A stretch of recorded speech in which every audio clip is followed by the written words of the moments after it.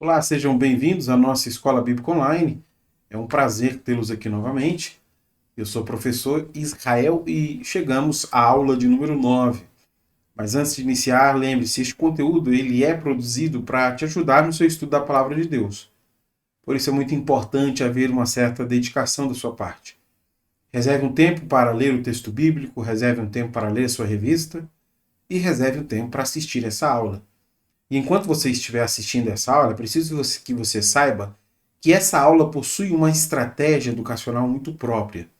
Aqui na descrição do vídeo, e se você estiver no celular, é só clicar em cima da palavra mais que vai aparecer a descrição do vídeo.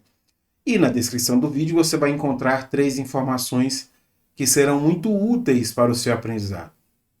Primeiro, há um cronograma da aula, a maneira como o conteúdo está organizado para ser apresentado para vocês. Além disso, há também uma aula-atividade, que serve para a verificação do seu aprendizado. Assim que você terminar de assistir essa aula, eu recomendo que você faça a aula-atividade. Por fim, há um fórum onde você pode deixar as suas dúvidas ou os seus comentários. Quando possível, eu estarei respondendo a cada um de vocês. Como falei, chegamos à aula de número 9, e na aula de número 9, o título é Ordenanças para uma Vida de Santificação.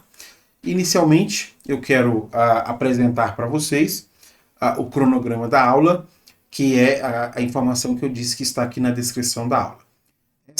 Na descrição desse vídeo. Essa aula está separada em 3 sessões. Na primeira sessão desta aula, eu quero explicar para vocês o contexto literário de 1 Tessalonicenses capítulo 4, versículo 3. Por que 1 Tessalonicenses 4, 3? Porque, segundo o comentarista da revista, esse é o texto áureo, o texto mais importante desta lição. Então, eu quero, na primeira sessão, explicar o contexto literário deste versículo. Na segunda sessão da nossa aula, eu quero, então, explicar os versículos de número 3, 4, 5 e encerrar com o versículo de número 8. E, por fim, na terceira sessão, eu encerro essa aula fazendo algumas aplicações. Tudo bem? Como falei a vocês, aqui na descrição do vídeo você vai encontrar todas essas sessões, toda esta organização para te ajudar, então, na absorção do conteúdo e na maneira como o conteúdo está sendo apresentado. Começando a primeira sessão, eu quero, então, explicar para vocês o contexto literário de 1 Tessalonicenses capítulo 4, versículo de número 5. Veja, Paulo escreve essa sua carta por pelo menos 2 motivos. Primeiro, Paulo tem uma preocupação apologética com a igreja. Paulo está preocupado com aquilo que está sendo ensinado aos irmãos e como esses irmãos estão crendo nisso. Então há uma preocupação apologética. Mas entre o capítulo 3 e o capítulo 4, Paulo apresenta mais uma das suas preocupações que está relacionado ao crescimento na fé desses irmãos. Esses irmãos que conheceram a fé há bem pouco tempo, que estão servindo a Deus há bem pouco tempo, eles precisam crescer na fé. E este crescimento está relacionado a algumas atitudes que eles precisam começar a praticar. O texto que nós vamos estudar hoje é exatamente esta transição de um assunto para o outro. Paulo deixa de falar sobre a sua preocupação apologética e passa a falar sobre o crescimento da fé que se espera desses irmãos. Eu organizei para vocês o argumento de Paulo de maneira que possa ficar mais claro. Então veja aqui, nesta parte do livro, capítulo 4, versículo 1 ao 12, Paulo vai falar sobre o crescimento da fé. É no capítulo 3, onde Paulo apresenta essa sua preocupação. Então, do 3 para o 4, nós temos essa preocupação de Paulo. Esses irmãos terão sua fé aperfeiçoada quando eles passarem a observar 3 práticas. Primeiro, versículo de número 1 e 2, Paulo incentiva esses irmãos à prática da santidade.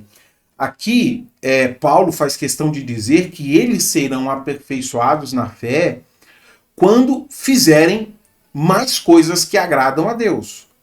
O ponto que Paulo quer deixar claro para eles é que eles vão agradar ao Senhor por meio de um viver santo. Então, viver de maneira santa agrada ao Senhor. Então, eles devem cada vez mais viver em função de agradar ao Senhor. Depois, do versículo de número 3 até o versículo de número 8, Paulo diz que eles serão aperfeiçoados na fé quando eles se absterem da imoralidade sexual. Então, a santidade na conduta sexual. E por fim, versículo de número 9 ao versículo de número 12, Paulo diz que eles serão aperfeiçoados na fé praticando amor mútuo. Na maneira como Paulo está construindo o seu argumento, é possível perceber onde Paulo quer chegar. Se aqui ele está falando sobre a santidade do corpo, e esta santidade é aquilo que agrada ao Senhor, para que esses irmãos possam viver esta santidade, eles devem naturalmente observar duas coisas. Primeiro, eles precisam se abster da prática de imoralidade sexual. Segundo, eles precisam se dedicar à prática do amor. E isso é interessante porque Paulo está relacionando a santificação com aquilo que eles fazem e com aquilo que eles devem deixar de fazer. Se eles escolherem viver assim, eles vão crescer na fé. Porque para Paulo, uma pessoa crescer na fé, à medida que essa pessoa vai agradando mais ao Senhor, ela vai crescendo mais na fé que há em Deus. Ou seja, o nosso crescimento na fé está atrelado à vida de santidade que nós escolhemos seguir. E a vida de santidade aqui está relacionado com esses dois pontos. A santidade na conduta sexual e a prática do amor mútuo. Nessa aula, por uma questão de tempo, eu vou focalizar apenas na abstenção da imoralidade sexual. Mas a gente já entende, então, que Paulo está falando sobre como eles devem crescer na fé e, à medida que eles praticarem essas coisas, eles vão crescendo. Tem um bom exemplo disso, 1 Coríntios capítulo 3, só a título de ilustração. Se você conseguir perceber, eu queria que você colocasse o seu comentário aqui. É um exercício interessante. 1 Coríntios 3. Por que Paulo diz que aqueles irmãos não cresceram na fé, mas eles são como crianças? Qual dessas duas práticas eles deixaram de observar? Se você conseguir identificar, eu peço que você comente aqui na descrição, no comentário do vídeo. Eu queria interagir com você para que você perceba como Paulo está aplicando esses princípios também a outras igrejas. Bom, para ser então mais específico, eu vou, nesta aula, falar apenas sobre a santidade que lhes possibilitar um crescimento na fé quando eles se absterem da imoralidade sexual. Para cristãos que desejam crescer na fé, eles precisam se abster de práticas de moralidade sexual. Quando eles decidirem fazer isso, então eles terão o tipo de conduta que vai agradar ao Senhor, e é sobre isso que eu quero explicar na segunda sessão. Começando a segunda sessão, eu quero explicar para vocês os versículos de número 3, 4, 5 e o versículo 8. Bem que eu queria explicar todos os versículos, mas por uma questão de tempo, senão a aula fica muito longa, eu vou explicar apenas o 3, o 4 e o 5 e vou saltar para o versículo 8, porque eu acho que aí nós já vamos ter entendido muito o conceito do que Paulo quer abordar aqui e como é possível o cristão crescer na fé, abstendo-se de imoralidades sexuais. Tudo bem? Para isso, eu queria começar lendo o versículo de número 3. Veja comigo. A vontade de Deus é que vocês vivam em santidade. Por isso, mantenham-se afastados de todo pecado sexual. O nosso crescimento na fé está atrelado à vida de santidade que nós escolhemos seguir. No caso deles, eles devem se abster da liberdade sexual que era tão comum naquela sociedade. Essa orientação de Paulo, deles se absterem, da liberdade sexual, contraria dois aspectos que são aspectos muito consolidados entre a igreja de Tessalônica. Primeiro, o aspecto cultural. Segundo, o aspecto religioso. Eu desejo explicar separadamente cada um deles. Então, primeiro eu quero começar explicando para vocês como essas palavras de Paulo do versículo 3 que nós acabamos de ler contrariam um hábito cultural que já estava consolidado sobre liberdade sexual. Depois, eu leio novamente o texto e mostro para vocês como essas palavras de Paulo contrariam um hábito religioso que também está consolidado na cidade. A minha intenção é tentar mostrar que essas palavras de Paulo são muito revolucionárias e soaram demasiadamente estranhos. E aí depois, no versículo 8, nós vamos ver como Paulo fala sobre isso. Então eu começo explicando a maneira como essas palavras de Paulo tentaram ali mudar um aspecto cultural que já estava consolidado. Quando eu digo isso, eu estou me referindo a uma sociedade greco-romana que geralmente tinha os casamentos como arranjos familiares. Homens com cerca de 20 anos se encontravam com a sua esposa no dia do casamento, sem nunca ter visto ela antes. E esses casamentos eram construídos não a partir do amor, mas a partir desses interesses familiares. Então, pense nisso. No dia do casamento você vai conhecer sua esposa, a mulher com quem você vai se casar. Por isso que havia muita tolerância com a conduta sexual do homem. Porque havia ali pouco vínculo familiar, pouco amor. Era muito mais o interesse familiar e o interesse político. Eu queria citar como exemplo a fala de Demóstenes. Ele é um dos maiores oradores gregos e um cidadão respeitado de Atenas.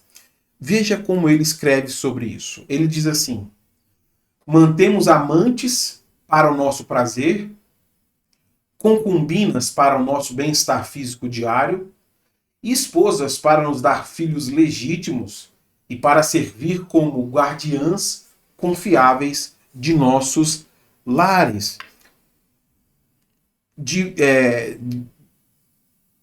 Demóstenes está falando sobre a liberdade sexual que é permitido ao homem com até 3 mulheres. O homem pode ter um amante, que é a mulher quem lhe dá prazer. O homem pode ter uma concubina, que é a mulher contratada para lhe dar bem-estar físico.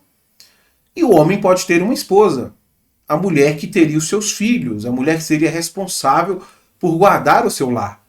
Essas palavras de Demóstenes, elas provam que para o homem fazer sexo fora do casamento era um hábito cultural consolidado. Era comum naquela sociedade, era comum naquela cultura. E aí eu queria colocar uma segunda citação, agora de Cícero, que é um político e orador famoso em Roma, onde ele faz uma afirmativa que corrobora com essa ideia da liberdade sexual como sendo algo legítimo naquelas culturas.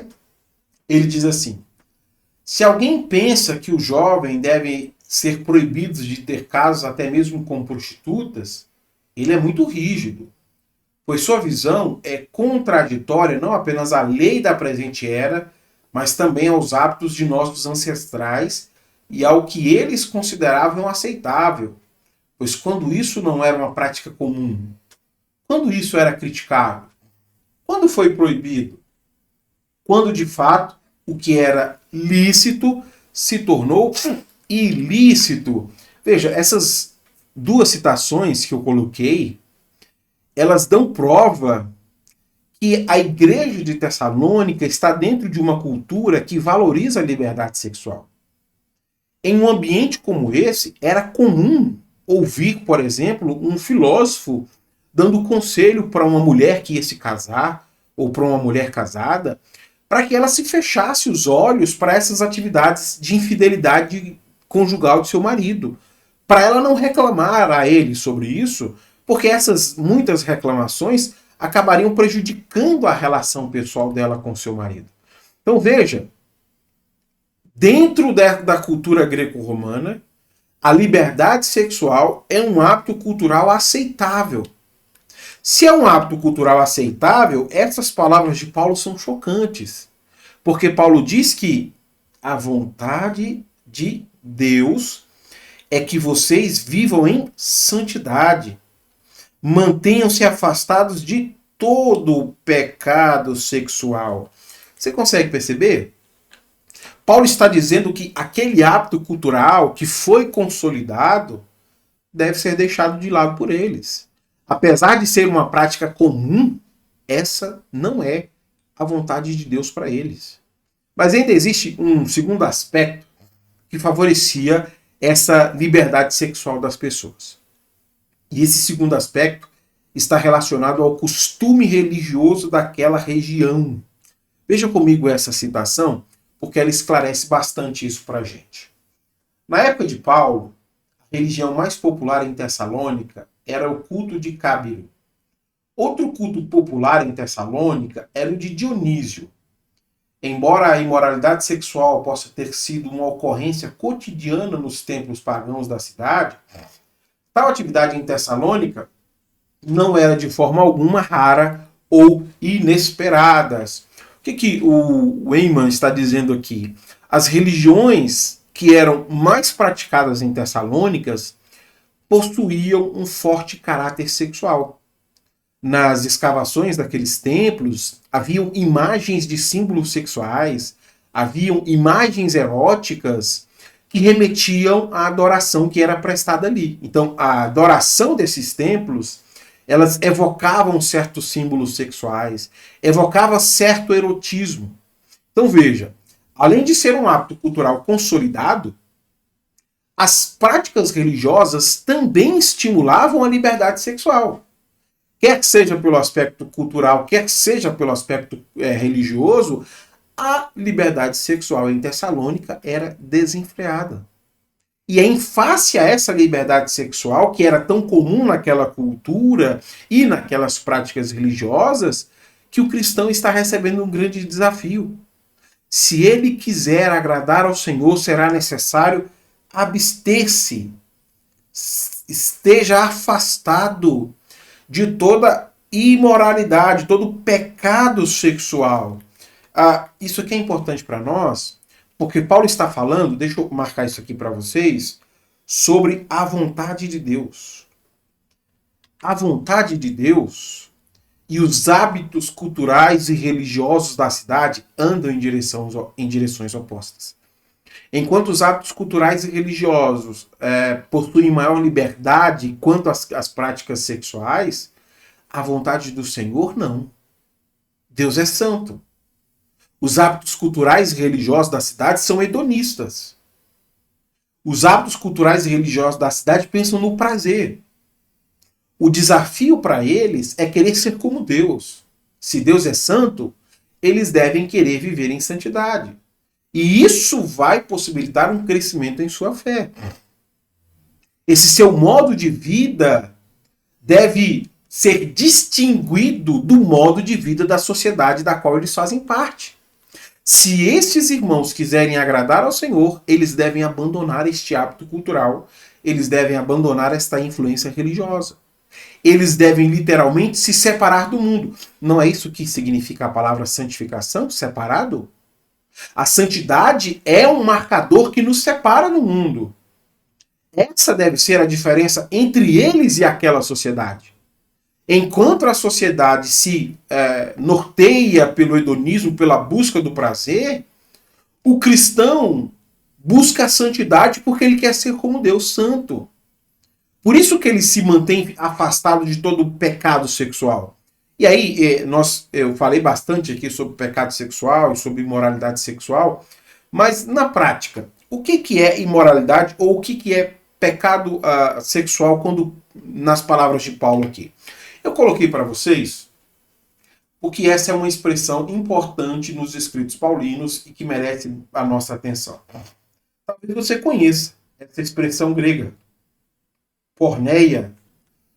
Porneia é daí que vem a palavra pornografia, ok?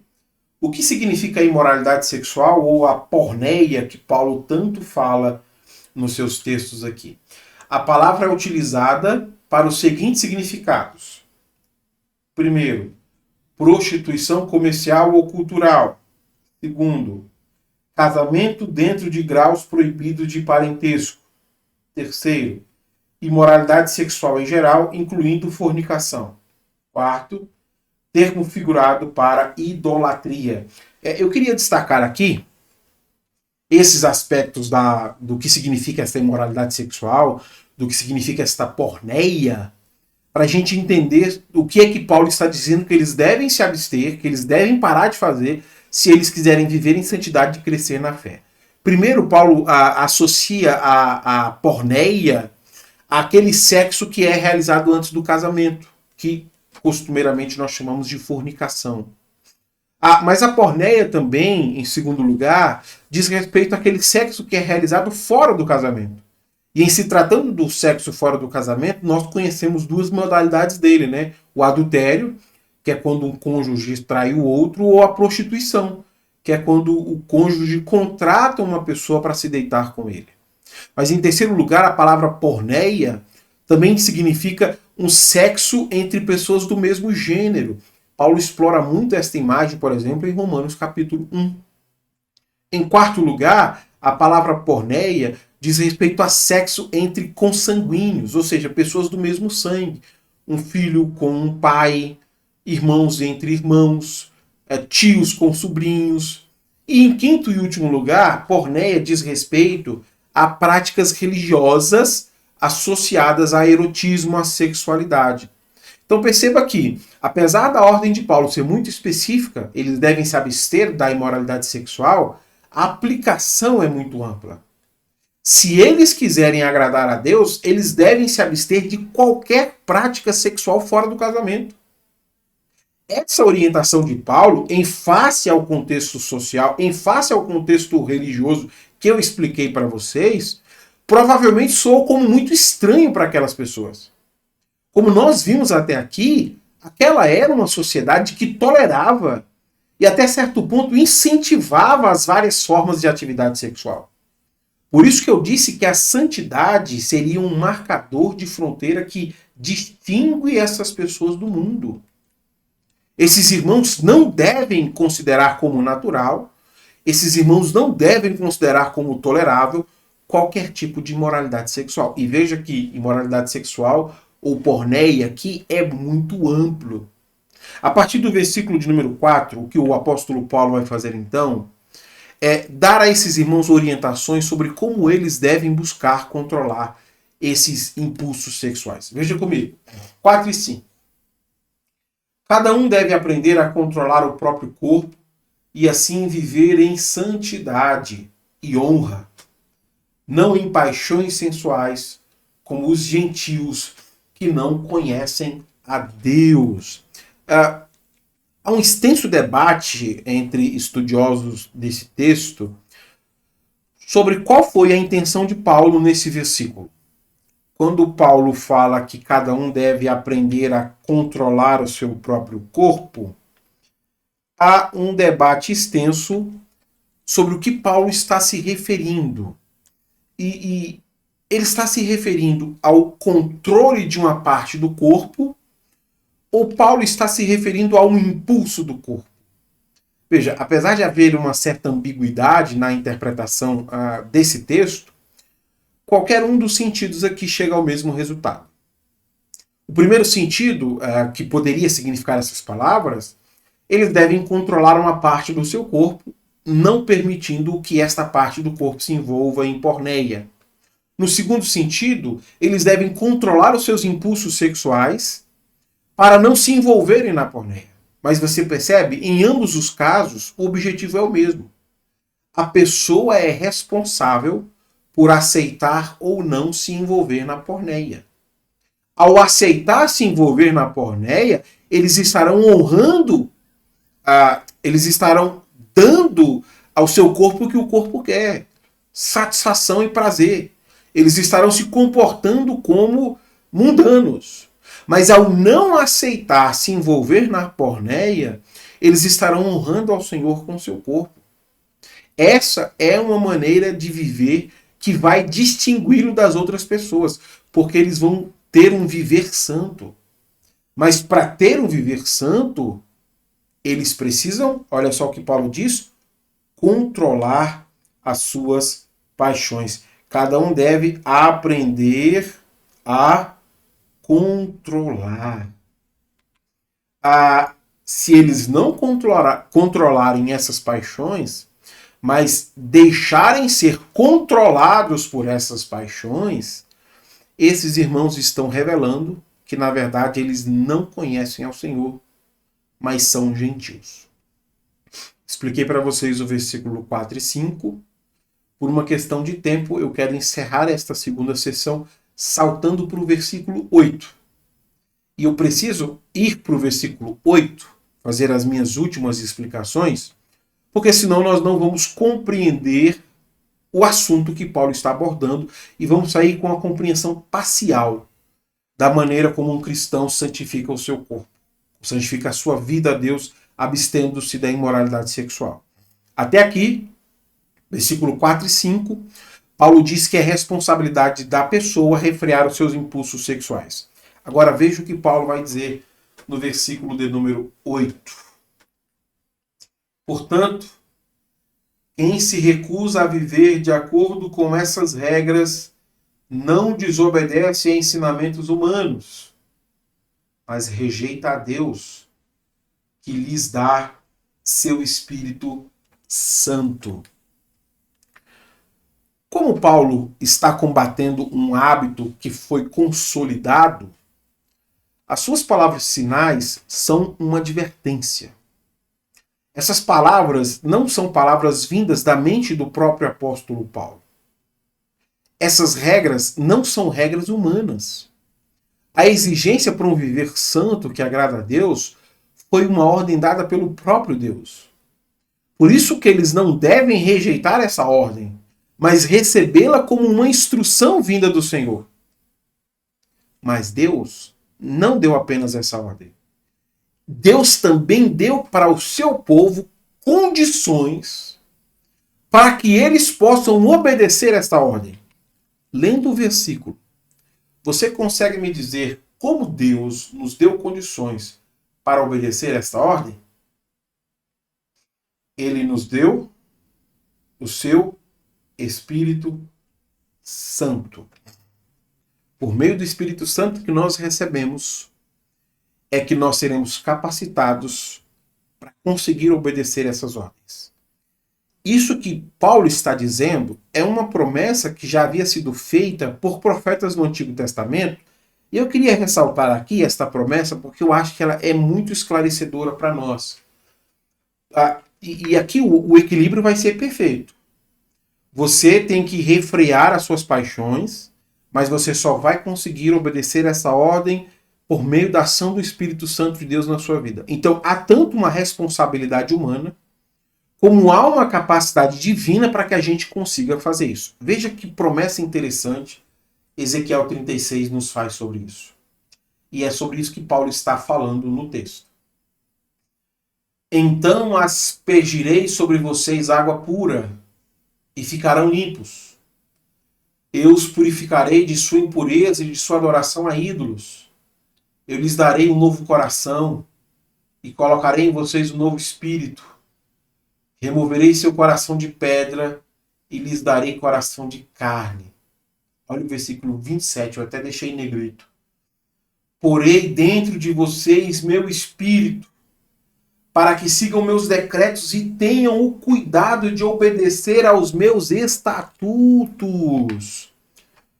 Como um cristão consegue viver em santidade, apesar de haver paixões ilícitas em seu coração? Como um cristão consegue viver de maneira santa em um contexto que legitima a imoralidade sexual? Isso só é possível por um motivo. Por nós termos recebido o Espírito Santo de Deus. O Espírito Santo de Deus, além de nos fortalecer, ele também nos dá desejos que são legítimos. Paulo, inclusive, fala sobre isso em Filipenses, eu acho que o capítulo 2 ou 3.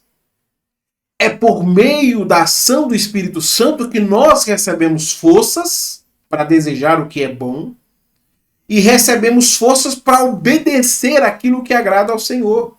Então, o papel do Espírito Santo na vida de santificação e no aumento da nossa fé é parte essencial desse processo.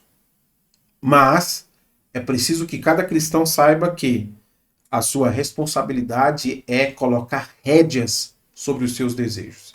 Ele não pode tratar esses desejos como legítimos ou naturais, mesmo que sejam legítimos e naturais para a nossa sociedade e para as outras religiões. O cristão, portanto, tem a ajuda do Espírito Santo para lhe dar desejos legítimos e para lhe ajudar a obedecer à palavra de Deus. Começando a terceira sessão, eu quero então explicar para vocês essas passagens que foram... eu quero aplicar essas passagens que foram explicadas. Versículo 3, 4, 5 e 8. Eu queria fazer algumas aplicações para mostrar como este também é um desafio de fé para nós. Se nós queremos crescer na fé hoje, nós precisamos nos abster da imoralidade sexual. Primeira aplicação. Cada pessoa precisa escolher quem ela vai agradar, Deus ou sua cultura. Os irmãos da igreja de Tessalônica estavam sendo pressionados a reassimilarem os seus hábitos culturais. Eles já haviam desassimilado e agora estão sendo pressionados a reassimilarem.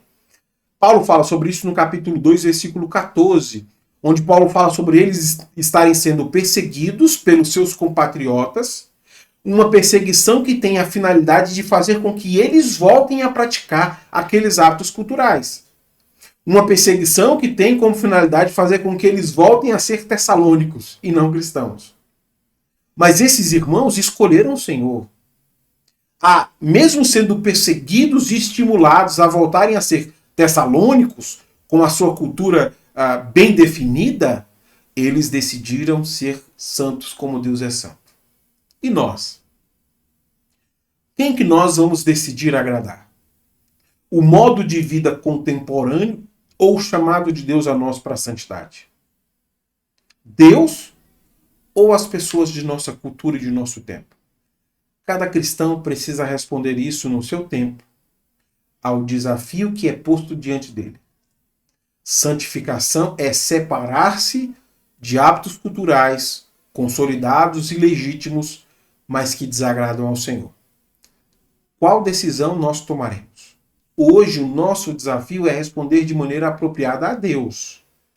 Porque se nós formos assimilar as questões culturais de nosso tempo, nós vamos ficar bem com as pessoas do nosso tempo. Mas isso não agrada ao Senhor. Se queremos agradar ao Senhor, é preciso nos separar deste mundo. Segunda aplicação. Não devemos nos sentir animados com a maneira de pensar do mundo. Cada pessoa precisa avaliar a maneira como o mundo acaba querendo nos seduzir e como o mundo acaba querendo nos absolver. Práticas mundanas que são consolidadas acabam sendo vistas como hábitos normais, como hábitos toleráveis para as pessoas do mundo. Mas nós precisamos considerar que estes hábitos consolidados e normais e até toleráveis, eles não agradam a Deus. Por isso que quando uma pessoa nos elogia pela assimilação cultural, quando alguém diz, nossa, como você se parece com a gente, nós deveríamos ficar profundamente preocupados. Se nós estamos assimilando a cultura do mundo e não há nada que nos distingua, não há uma ruptura entre nós e eles, nós deveríamos estar profundamente preocupados, porque talvez nós já fomos assimilados pelo mundo e não há absolutamente nada de santidade em nossas vidas. Cada cristão precisa avaliar isso de maneira muito pessoal. Cada cristão precisa avaliar a maneira como o mundo lhe apetece e lhe dá sentido. Se você só consegue enxergar as coisas, a vida, pelos olhos hedonistas do desejo e da lógica e da cultura mundana, provavelmente você foi assimilado pelo mundo. Mas se você olha o mundo com o desejo de ser santo como Deus, este é o caminho certo para o crescimento. É isso que Deus está nos desafiando. Terceira aplicação. A tolerância cultural e religiosa nos torna as pessoas assimiladas ao mundo.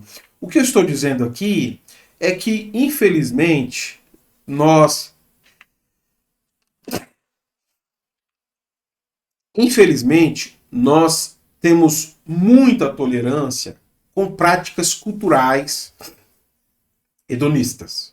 A gente vai aceitando. Não, isso é crise de juventude. Isso é normal, todo mundo faz. E aí nós somos tolerantes com práticas culturais que são consolidadas. Nós somos tolerantes com práticas religiosas que evocam questões de erotismo, né? Não, essa vestido, o problema está em você, não está no vestido, não está na roupa, não está. Enfim. E essa tolerância com a cultura e com as religiões pagãs acabam fazendo com que nós assimilemos o mundo. A gente se torna tão mundano quanto o mundano é. Eu queria ler com vocês, eu já tinha lido isso em outras aulas, mas é uma citação importante, então eu acho que vale a pena repetir. É uma citação de um texto sobre pastores celebridades. Aconteceu um problema moral com um pastor, com uma igreja muito conhecida na Austrália. O problema foi nos Estados Unidos. E aí um homem que não é cristão escreveu sobre isso, que se tornou um escândalo no mundo religioso no ano de 2021. Leia comigo, é uma citação muito interessante. Ele diz assim: há uma ironia, porém, em como sempre que os cristãos parecem se apegar à cultura dominante, com todos os seus vícios, na esperança de atrair as pessoas para Deus, elas parecem ser atraídas para o vício. Bom, o primeiro ponto que ele está destacando aqui para a gente é que cristãos dizem, não, nós vamos nos apropriar da cultura para a gente levar o evangelho para quem não conhece o evangelho. E aí quando a gente se apropria da cultura, a cultura que está cheia de práticas hedonistas, que está corrompida pela perversidade e pela maldade humana, acaba nos apetecendo o coração. Seguindo, não sou religioso. Portanto, não é minha função ditar aos cristãos o que eles devem ou não acreditar. Ainda assim, se alguém tem uma fé que vale a pena seguir, sinto que suas crenças deveriam me deixar desconfortável por não fazer isso. O que ele está dizendo? O conceito de santificação. Santificação não é ser separado do mundo? Então, se alguém diz que tem uma fé em Deus, eu olho uma pessoa e digo, rapaz, ele é realmente separado do mundo. A fé dessa pessoa faz com que ela tenha atitudes diferentes. Seguindo. Agora, se essas pessoas compartilham 90% do meu estilo de vida e valores, não há nada especialmente inspirador nelas. Se essas pessoas que se dizem cristãs não vivem em santificação, se elas fazem as mesmas coisas que eu, elas não me inspiram a ter a fé que elas têm. Em vez de me fazer querer ser mais parecido com elas, parece que elas querem se tornar mais como eu. E por que eu trouxe esse texto tão chocante? Porque esse texto fala sobre o excesso de tolerância que nós temos com a cultura e com a religião pagã, e como isso acaba assimilando a nossa fé com práticas pagãs. Em muitos casos, nós nos parecemos muito mais mundanos do que cristãos. E em muitos casos, se nós colocarmos alguns cristãos ao lado de não cristãos, simplesmente não há diferença nenhuma de vida. O que o mundano faz, o cristão faz também. E parece que isso não incomoda as pessoas, mas Paulo está preocupado. Porque os irmãos da igreja de Tessalônica precisam crescer na fé. Eles não podem ser assimilados pela cultura pagã. Eles agora são povo do Senhor. E como povo do Senhor, o que se exige dele é uma resposta apropriada de fé. Quarta aplicação. A perca do senso, aqui está escrito sendo, desculpa, tá? A perca do senso de pecado nos impede de cruzar a fronteira do mundanismo para a santidade. O mundo passa a tratar os impulsos sexuais como sendo desejos naturais e legítimos. Nesse sentido, a vontade do Senhor e os hábitos culturais e religiosos estão andando em direções muito opostas. O desafio que Deus coloca para nós é nós sermos distinguidos de todas as outras nações. E aqui eu estou dizendo que quando nós perdemos o senso de pecado, nós simplesmente não cruzamos a fronteira. Quando nós passamos a tratar a imoralidade sexual como prática legítima, quando nós começamos a tratar hedonismo como prática legítima, simplesmente nós somos assimilados pelo mundo. Perder o senso de pecado nos impede de viver em santidade. Por isso que o pecado é um aspecto da fé cristã tão importante. Porque o pecado nos indica que há certas práticas que desagradam a Deus, que nos fazem errar o alvo da vida boa que Deus tem para nós. Agora, quando a gente perde o senso de pecado, nós simplesmente achamos que Deus está satisfeito com a gente porque nós somos especiais, legais, pagamos nossas contas em dias. E aí nós passamos a achar que Deus gosta de nós como nós somos ou como nós estamos. E o pecado simplesmente nos impede de perceber que nós estamos muito abaixo do que deveríamos estar. Somos como filhos rebeldes, que desprezam o amor de Deus, que zombam do seu cuidado, que de maneira muito arrogante vivem na sua ignorância. Tudo isso porque perdemos o senso de pecado. Não nos aborrece mais a imoralidade sexual, não nos aborrece mais uma série de pecados. O problema de todos esses pecados assimilados é que ele nos faz agir como mundanos. A gente não cruza a fronteira da santidade. Nós não somos mais santos como Deus é santo. Nós somos mundanos como o mundo é. Nós somos hedonistas, nós somos pessoas assimiladas. Quinta aplicação. Cristãos precisam aprender a honrar ao Senhor, abstendo-se da porneia. O ponto que eu estou destacando aqui é que muitas vezes a gente aprende que é possível honrar ao Senhor com as nossas palavras. A gente reconhece o Senhor, os seus feitos, as suas obras, e nós louvamos o nome do Senhor. Mas no texto que nós estudamos hoje, nós também vimos que é possível honrar ao Senhor com a santidade do corpo. É possível honrar ao Senhor decidindo controlar os nossos impulsos sexuais. Decidindo não conduzir a minha vida pelo aquilo que é legítimo da cultura e da religião pagã. Quando eu controlo os meus impulsos sexuais, quando eu digo que não é aceitável imitar o comportamento e a maneira de ser do mundo, eu estou procurando honrar o meu corpo, honrar ao Senhor. Eu estou procurando glorificar ao Senhor. Então, abster-se de todo e qualquer tipo de porneia também é uma maneira de você adorar a Deus. Sexta aplicação. Deus nos deu condições para vivermos em santidade. Ser conduzido por nossas paixões é uma opção pessoal. Veja, o texto que nós estudamos hoje, Paulo identificou o problema e mostrou como eles são responsáveis por escolher uma vida de santidade. Há uma responsabilidade humana sendo evocada aqui. Mas há também uma ação de Deus produzindo bons sentimentos em nós, nos dando força para obedecer aquilo que é bom. Nesse sentido, há tanto um empenho nosso como uma ação de Deus para nos levar a esta vida de santificação.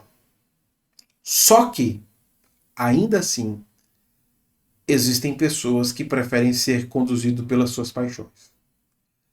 E por que você é responsável por isso? Porque Deus te deu condições. Se você não está observando as condições dadas por Deus, que no caso é o seu Espírito Santo, é porque você escolheu alimentar-se daquilo que vai lhe destruir. E por isso que esse peso de responsabilidade está sendo colocado por Paulo. Porque eles simplesmente não podem dizer que não conseguiram. Olha, eu me esforcei, mas eu não consegui. Não, você não ia conseguir mesmo. Por isso que Deus nos deu o seu Espírito Santo.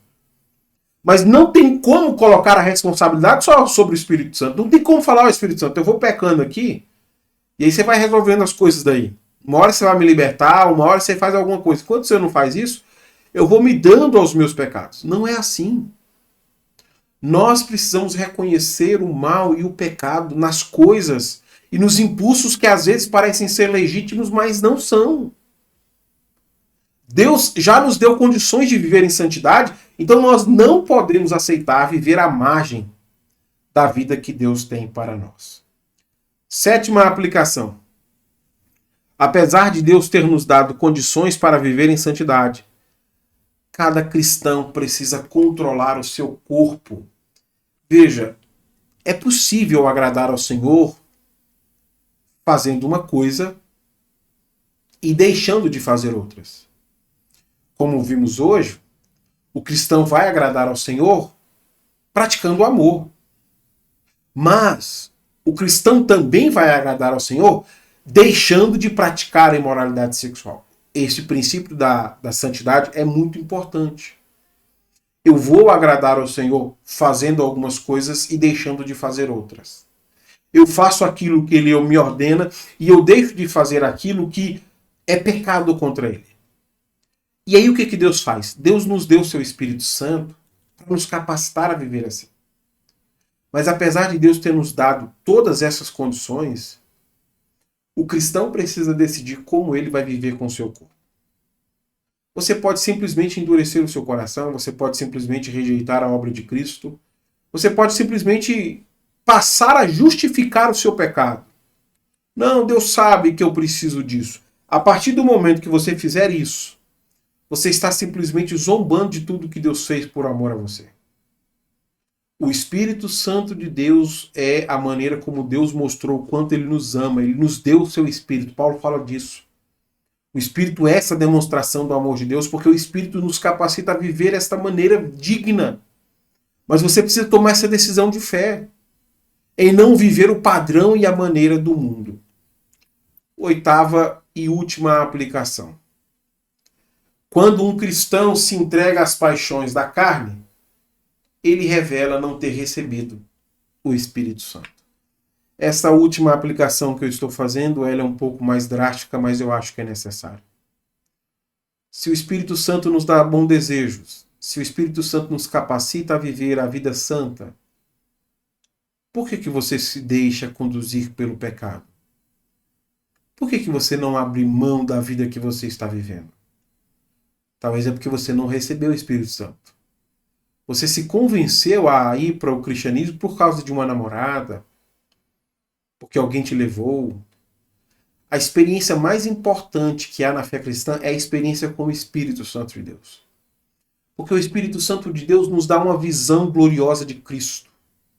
O Espírito Santo de Deus nos revela a verdade do Senhor. E o Espírito Santo de Deus, além disso, nos torna santos como Deus. Ele nos dá os desejos e a força necessária para a gente obedecer à lei do Senhor. Então, se Deus está agindo desta maneira, por que certos cristãos continuam se entregando às suas paixões? E aqui, o meu conselho a você é que você clame ao Senhor pelo Espírito Santo. Deus prometeu que nos daria uma vida nova, nos faria novas criaturas, e em Cristo Jesus Ele já nos deu isso. Então não é mais possível considerar esta vida de imoralidade sexual como sendo algo natural ou legítimo. Pode ser natural e legítimo para os seus amigos e para a nossa cultura e para a nossa sociedade. Mas para uma pessoa que quer ser santo como Deus, isso não é natural. Eu espero que este conteúdo tenha lhe ajudado. Se o nosso bondoso Deus nos permitir, na semana que vem nós nos encontramos aqui para a nossa próxima aula. Até lá então.